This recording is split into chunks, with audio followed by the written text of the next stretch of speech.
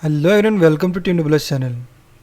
And today in this video I will show you how to fix GPU fan not working problem. So before starting video, if you are new in this channel, then hit subscribe button and also don't forget to like the video. So without wasting time, let's start the video. So to fix this problem, first of all go to Google Chrome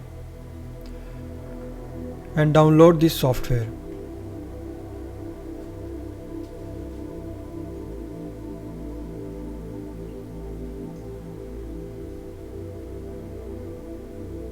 So download latest version of this software from Google Chrome. Now here click on this download now option. So it's already installed on my PC. So I just open and show you settings. So just open fan settings.